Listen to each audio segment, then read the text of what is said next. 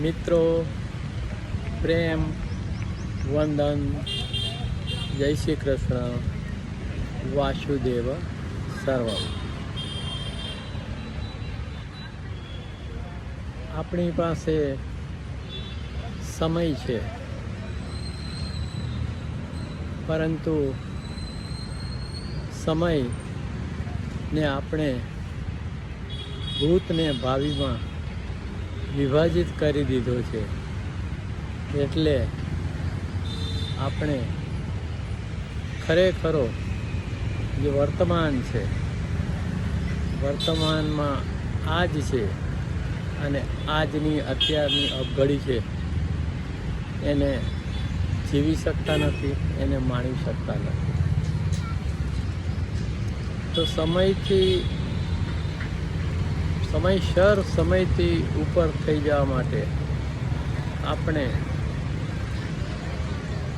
દ્વિમુખી અવધાન દ્વારા દિવસમાં બંને તેટલી વાર વર્તમાનમાં હાજર રહેવા માટે પ્રયત્નશીલ રહેવું પડે.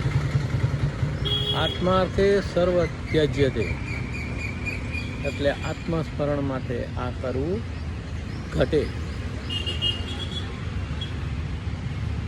ઈશ્વરને પામવા માટે ઘણા બધા માર્ગો છે. ભક્તિ માર્ગ છે, જ્ઞાન માર્ગ છે, કર્મ માર્ગ છે, પરંતુ સીધો, સરળ અને ચતુર્થનો જે ચોથો માર્ગ છે, એમાં એક જ વાતનું રટણ કરવામાં આવે છે: વર્તમાનની હાજર ક્ષણમાં હાજર રહેવું. એના સંદર્ભે એક નાનકડી રચના કરી છે: ક્ષણમાં હોવું ખરું ધ્યાન છે, ક્ષણમાં હોવું ખરું ધ્યાન છે, ક્ષણમાં હોવું ખરું જ્ઞાન છે. ક્ષણમાં હોવું ખરું ધ્યાન છે, ક્ષણમાં હોવું ખરું જ્ઞાન છે. એ એક શાંતને મૌન કરે, એ એક શાંતને મૌન કરે, ક્ષણમાં હોવું બ્રહ્મ જ્ઞાન છે.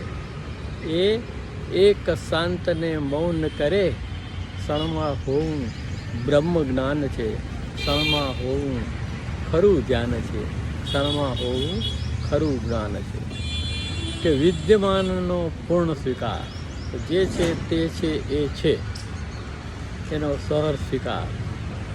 વિદ્યમાનનો પૂર્ણ સ્વીકાર જ્ઞાન, વિજ્ઞાન ને પ્રજ્ઞાન છે. કે વિદ્યમાનનો પૂર્ણ સ્વીકાર જ્ઞાન, વિજ્ઞાન ને પ્રજ્ઞાન છે.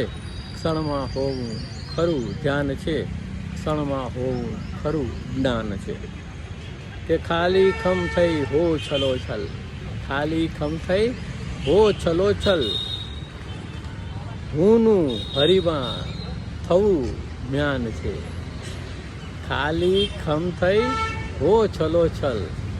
અદ્ભુત છે ને, કે ખાલી ખમ થઈ જાવ છતાં પણ તમને જે છલોછલની અનુભૂતિ થાય, ઈશ્વરાનુભૂતિ, એ વાત છે. કે હુંનું હરિમાં થવું જ્ઞાન છે, હુંનું હરિમાં થવું જ્ઞાન છે. આત્માથી આત્મામાં તુષ્ટ રહે છે, આત્માથી આત્મામાં તુષ્ટ રહે છે. સ્થિત પ્રજ્ઞનું મૂળ જ્ઞાન છે. આત્માથી આત્મામાં તુષ્ટ રહે છે, સ્થિત પ્રજ્ઞનું મૂળ જ્ઞાન છે. ક્ષણમાં હોવું ખરું ધ્યાન છે, ક્ષણમાં હોવું ખરું જ્ઞાન છે. પ્રેમ, વંદન, જય શ્રી કૃષ્ણ, વાસુદેવ સર્વમ.